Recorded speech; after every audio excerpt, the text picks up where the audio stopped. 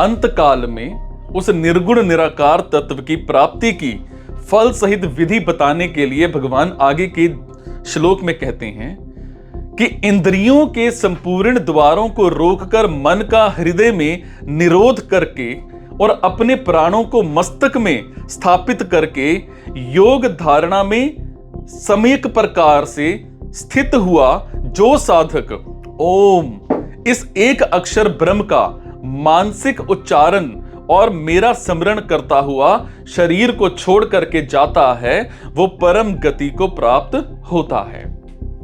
इंद्रियों के द्वारों का संयम कर ले, अर्थात शब्द, स्पर्श, रूप, रस और गंध, इन पांचों विषयों से श्रोत्र, त्वचा, नेत्र, रसना और नासिका, इन पांचों ज्ञानेंद्रियों को, और बोलना, ग्रहण करना, गमन करना, मूत्र त्याग और मल त्याग, इन पांचों क्रियाओं से वाणी, हाथ, चरण, उपस्थ और गुदा, इन पांचों कर्मेंद्रियों को सर्वथा हटा ले।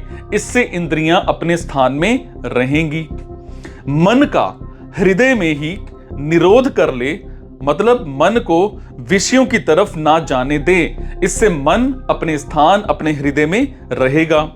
प्राणों को मस्तक में धारण कर ले, अर्थात प्राणों पर अपना अधिकार प्राप्त करके 10वें द्वार मतलब ब्रह्मरंध्र में प्राणों को रोक ले।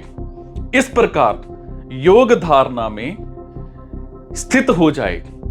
इंद्रियों से कुछ भी चेष्टा ना करे, मन से भी संकल्प विकल्प ना करना और प्राणों पर पूरा अधिकार प्राप्त करना ही योग धारणा में स्थित होना है।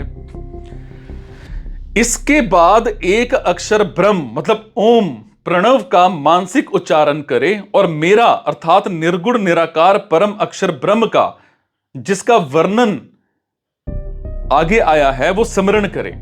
सब देश, काल, वस्तु, व्यक्ति, घटना, परिस्थिति आदि में एक सच्चिदानंदन परमात्मा ही सत्ता रूप से परिपूर्ण है, ऐसी धारणा करना ही मेरा समर्पण है।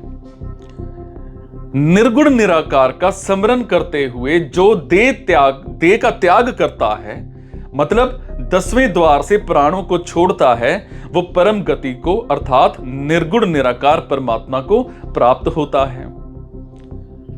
इन श्लोकों में योगाभ्यास करने वाले अद्वैतवादी का वर्णन है। मन का हृदय में निरोध करने पर और प्राणों को मस्तक में स्थापित करने पर वाचिक उच्चारण होना असंभव है।